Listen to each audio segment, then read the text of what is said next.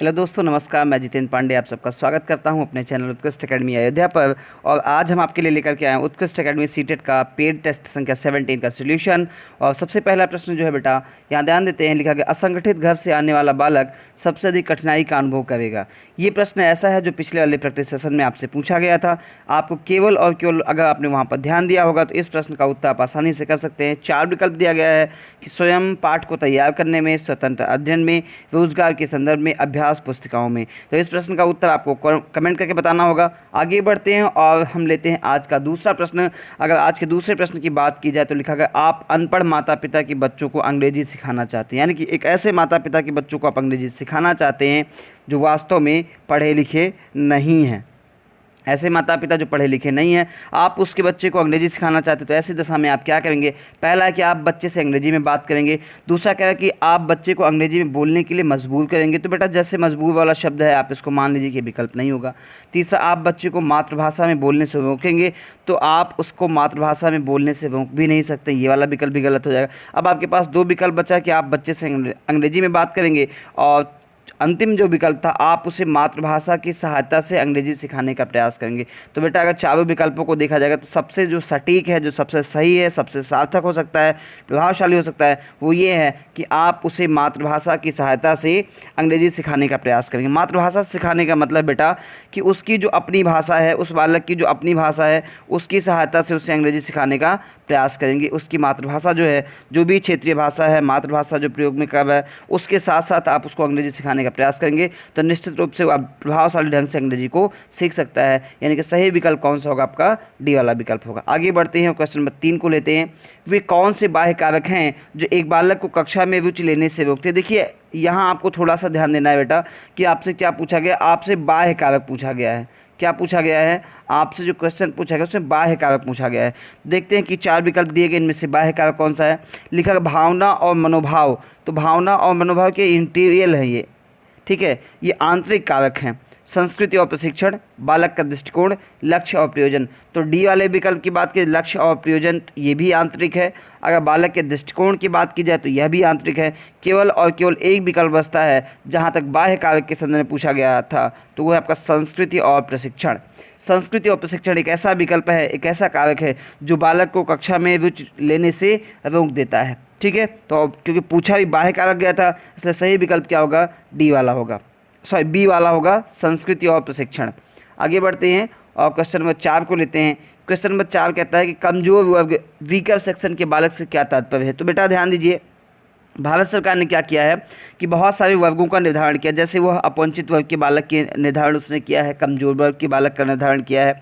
इसके साथ साथ उसने जो है जो आपके अनुसूचित जाति, अनुसूचित जनजाति, इस प्रकार के जो लोग हैं, या श्रमिक वर्ग से जो आते हैं, ईंट भट्टों पे जो काम करते हैं, इन सभी लोगों के लिए अलग अलग से वर्ग का निर्धारित किया है। तो उसी आधार पर एक वर्ग का निर्धारण, ये भी एक कमजोर वर्ग के विषय में पूछा गया है। लिखा गया कि कमजोर वर्ग का बालक आप किसे कहेंगे? ऐसे अभिभावकों के बालकों को जिनकी वार्षिक आयु कम है। दूसरा विकल्प कहता है ऐसे अभिभावकों के बालक जो वंचित वर्ग में आते हैं।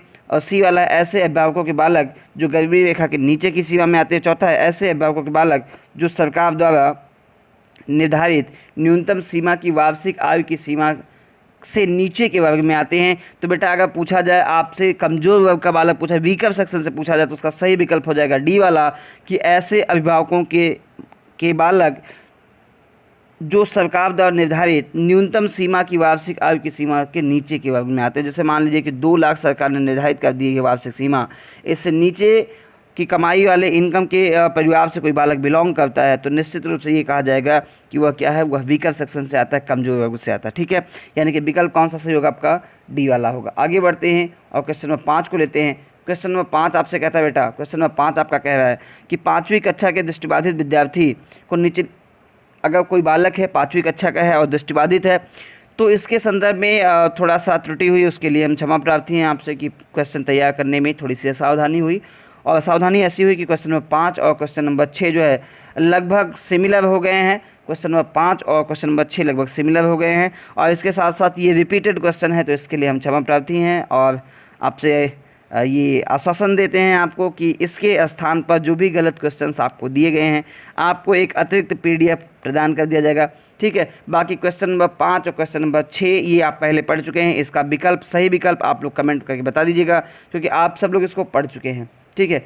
क्वेश्चन नंबर 7 की जहाँ तक बात की जाए बेटा, क्वेश्चन नंबर 7 है कि निम्न में से कौन सी मानसिक मंदता की विशेषता नहीं, मानसिक मंदता का मतलब मंदबुद्धि से है, पूछ रहा है कि इसमें से कौन सी विशेषता है जो मंदबुद्धि की नहीं है। ये आपको कमेंट करके बताना है कि आप किसे मानते हैं कि कौन सा मंदबुद्धि का नहीं है। अगर देखा जाए बेटा मंदबुद्धि की विशेषता देखा जाए, पहला लिखा गया है कि बुद्धिलब्धि का 25 से 70 के मध्य होना, तो ये आप मंदबुद्धि बालक कह सकते हैं। फाइनल ये आप समझिए कि अगर बालक 90 से कम आईक्यू का है, क्या बेटा 90 से कम आईक्यू का है, तो वह मंदबुद्धि बालक कहा जाएगा। और यहाँ तो आईक्यू लेवल जो 25 से 70 के मध्य है, तो नो डाउट कि वह बालक क्या होगा, मानसिक मंदता का शिकार होगा, मेंटल रिटार्डेशन का वह शिकार होगा, या उसको हम कहेंगे कि वह मानसिक रूप से मंद बालक है। बी वाला विकल्प कहता है कि धीमी गति से सीखना एवं दैनिक कार्यों या दैनिक जीवन की क्रियाओं को नहीं कर पाना, यह भी मंदबुद्धि बालकों की विशेषता है। बी वाला विकल्प भी सही है। इसका मतलब सी वाला देखा है वातावरण के साथ अनुकूलन में कठिनाई होना, ये भी मानसिक रूप से मंद बालकों के लक्षण या विशेषताएं हैं। और चौथा है आपका कि अंतर्वैयक्तिक संबंधों का कमज़ोर होना, पूछा गया कि कौन सी विशेषता नहीं है। तो देखो हम दो व्यक्तियों के बीच में अगर संबंध कमज़ोर हो जाते हैं तो इसका मतलब यह नहीं कि वो बालक मानसिक रूप से मंद है। इसका मतलब इस क्वेश्चन के संदर्भ में आपका सही जवाब क्या हो जाएगा, डी वाला हो जाएगा, क्योंकि पूछा गया था कौन सा विकल्प मानसिक मंदता की विशेषता को डिफाइन नहीं करता है। तो आप कहेंगे अंतर्वैयक्तिक संबंधों का कमज़ोर हो जाना, यानी कि एक व्यक्ति का दूसरे व्यक्ति से जो संबंध है उसका कमज़ोर हो जाना, वह कहीं ना कहीं मानसिक मंदता को प्रभावित नहीं करता। इसके अतिरिक्त ये ध्यान दीजिए कि अगर आपसे पूछा जाए कि मानसिक मंद बालकों की विशेषताएं क्या होती है, तो पहली विशेषता तो बेटा ये होगी कि उनकी बुद्धिलब्धि क्या होती है, उनकी बुद्धिलब्धि कम होती है, 90 से कम होती है। ठीक है, ये पहली विशेषता है। दूसरा ये है कि वह आसान कार्यों को करने में भी अधिक समय लेते हैं, आसान कार्यों को करने में भी अधिक समय लेते हैं। ऐसे वाला कभी भी अपने गृह कार्य को पूरा नहीं कर पाते हैं। सामान्यतः यह दिखाया जाता है कि नई परिस्थितियों में स्वयं को समायोजित नहीं कर पाते हैं। क्लासरूम में टीचर से कभी इनका क्लास इंटरेक्शन नहीं होता, आई कांटेक्ट नहीं होता है। ये सारी विशेषताएं इन बालकों के संदर्भ में देखने को मिलती हैं। ठीक है, आगे बढ़ते हैं, क्वेश्चन नंबर 8 को लेते हैं। क्वेश्चन नंबर 8 है कि निःशक्त बालकों की शिक्षा के लिए प्रावधान किया जा सकता है। निःशक्त का मतलब ऐसे बालक जो समस्याग्रस्त बालक है उनके संदर्भ में पूछा गया है। तो इसका एकमात्र विकल्प होगा समावेशी शिक्षा द्वारा किसी भी प्रकार के बालक हों। बेटा ध्यान दीजिए कि वर्तमान में जो हमारे यहाँ शिक्षा व्यवस्था चल रही है वह शिक्षा व्यवस्था क्या है, वर्तमान में जो शिक्षा व्यवस्था चल रही है वह हमारी शिक्षा व्यवस्था समावेशी शिक्षा व्यवस्था। इसके अंतर्गत ये प्रावधान किया गया है कि एक ही कक्षा में सभी तरह के विद्यार्थियों को बैठा करके शिक्षा प्रदान की जाएगी। विशेषकर ये पूछा जाता है कभी कभी विद्यार्थी कितने प्रकार के होते हैं, तो आप कहेंगे जो विद्यार्थी होते हैं वो दो प्रकार के होते हैं। एक को हम क्या कहते हैं, सामान्य विद्यार्थी, और दूसरे को हम क्या कहते हैं, विशिष्ट विद्यार्थी। ठीक है, तो चाहे सामान्य विद्यार्थी हो जाए चाहे विशिष्ट विद्यार्थी हो जाए, सभी प्रकार के विद्यार्थियों को एक ही प्रकार के क्लासरूम में बैठाकर पढ़ाने की व्यवस्था सुनिश्चित की गई है, जिसको समावेशी शिक्षा कहा जाता है। तो यहाँ जो आपका प्रश्न था कि जो आपके बालक हैं, यानी कि ऐसे बालक जो अशक्त हैं, जो विशेष आवश्यकता वाले बालक हैं, इनको हम किस माध्यम से शिक्षा देंगे, कौन सी शिक्षा देंगे, तो यहाँ आप याद रखिएगा आप समावेशी शिक्षा देंगे, यानी कि जिसको हम क्या कहते हैं, इंक्लूसिव एजुकेशन कहते हैं। क्या कहते हैं, इंक्लूसिव एजुकेशन कहा जाता है। ठीक है, इंक्लूसिव एजुकेशन कहते हैं, समावेशी शिक्षा कहते हैं, यानी कि 8 वाले क्वेश्चन का ए वाला विकल्प सही हो जाएगा। आगे बढ़ते हैं, क्वेश्चन नंबर 9 है कि प्रतिभाशाली होने का संकेत नहीं है। मैं लगातार आप लोगों से कह रहा हूँ कि बेटा ये नहीं वाले कॉन्सेप्ट पर ध्यान दीजिएगा। आज फिर आपको प्रश्न मिला है कि निम्न में से प्रतिभाशाली होने का कौन सी विशेषता नहीं है, तो यहाँ आपको ध्यान देने की आवश्यकता है कि प्रतिभाशाली होने की विशेषता कौन सी नहीं है। अगर इस संदर्भ में आप लोग देखेंगे बेटा, तो ए वाला कह रहा है कि सृजनात्मक विचार, दूसरा कह रहा है कि दूसरों के साथ झगड़ा करना, तीसरा अभिव्यक्ति में नवीनता, और चौथा जिज्ञासा। तो अगर प्रतिभाशाली होने की विशेषता की बात की जाए तो सृजनात्मक विचार होता है प्रतिभाशाली बालकों के पास, अभिव्यक्ति में नवीनता होती है, यानी कि जिन चीज़ों का प्रेजेंटेशन करते हैं, जो चीज़ें वो प्रस्तुत करते बताते हैं, कुछ ना नए नए ढंग से बताते हैं, और साथ ही साथ उनके अंदर क्यूरियोसिटी होती है, यानी कि जिज्ञासा होती है। तो आप ये जो प्रश्न पूछा गया कि प्रतिभाशाली होने का संकेत नहीं है, तो आप कहेंगे दूसरों के साथ झगड़ा करना। बेटा यदि हम दूसरों के साथ झगड़ा करते हैं तो कहीं ना कहीं वो हमारी प्रतिभाशाली होने के डिफाइन नहीं करता है। बाकी जो चीज़ें हैं आप इसको ऐसे भी लिख सकते हैं कि प्रतिभाशाली होने के निम्न संकेत हैं कि सृजनात्मक विचार होता है, हम क्या करते हैं, अपनी अभिव्यक्ति में नवीनता रखते हैं, हमारे अंदर जिज्ञासा होती है, शब्दों की प्रवाहनीयता होती है। ये सारी विशेषताएँ क्या पाई जाएंगी, तो बालक प्रतिभाशाली होगा। अगर पूछा जाए कि कौन सी विशेषता नहीं है इस प्रश्न में, तो आपका हो जाएगा कि दूसरों के साथ झगड़ा करना ये प्रतिभाशाली होने का संकेत नहीं है। ठीक है, अब आगे बढ़ते हैं और आज का क्वेश्चन नंबर 10 लेते हैं। अगर क्वेश्चन नंबर 10 की बात की जाए बेटा, तो क्वेश्चन नंबर 10 आपसे पूछा गया कि डिसलेक्सिया किस प्रकार की समस्या है।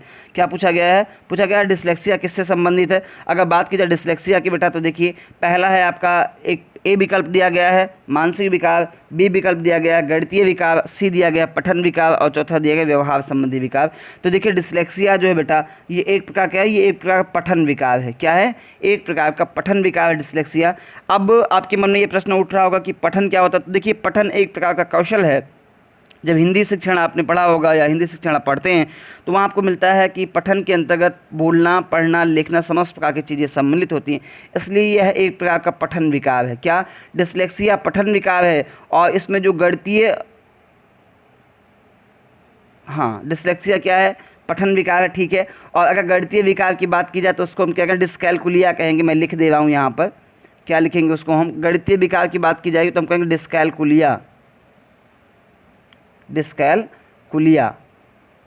ये मैं यहाँ भी लिख दे रहा हूँ, अपने ऊपर भी लिख दे रहा हूँ, आप लोग देख सकते हैं। अगर गणितीय विकार की बात की जाएगी तब क्या हम कहेंगे? डिस्कैलकुलिया कहेंगे। अगर पूछा जाए पठन विकार क्या है तो डिसलेक्सिया कहेंगे। और इसी के साथ बेटा एक और आता है, डिसलेक्सिया से जो छोटा प्रारूप में होता है उसको हम क्या कहते हैं? अलेक्सिया कहते हैं। क्या कहते हैं बेटा? अलेक्सिया कहते हैं। और कोई आपसे पूछ ले कि अलेक्सिया किस प्रकार का विकार है, तो आप कहेंगे अलेक्सिया जो पढ़ने संबंधी अक्षमता है। अलेक्सिया क्या है? अलेक्सिया पढ़ने संबंधी अक्षमता है, जबकि डिसलेक्सिया जो क्या है? प्रकार का पठन विकार है। अगर पूछा जाए कि दोनों में से अधिक व्यापक कौन सा है तो आप कहेंगे सर डिसलेक्सिया जो अधिक व्यापक है, जबकि अलेक्सिया क्या है? कम व्यापक है। ठीक है, यहीं से आपके लिए एक प्रश्न छोड़े जा रहा हूँ। जो लोग वीडियो को देखेंगे वो कमेंट करके बताएंगे। आपको बताना है कि भाषा संप्रेषण, क्या भाषा संप्रेषण संबंधी अक्षमता को क्या कहते हैं। आपको जवाब देना है कि भाषा संप्रेषण संबंधी अक्षमता को या आसक्तता को क्या कहते हैं। भाषा संप्रेषण संबंधी अक्षमता को या आसक्तता को क्या कहते हैं। आप इस वीडियो को देखने के बाद हमें कमेंट करके बताइएगा, अपना जवाब बताइएगा कि हाँ सर ये वाला विकल्प इसका सही होगा। जो भाषा संबंधी अक्षमता है या आसक्तता है उसको हम क्या कहते हैं, ये आप कमेंट करके बताइएगा। मिलेंगे आप सबसे अगले वीडियो में, तब तक के लिए बाय बाय।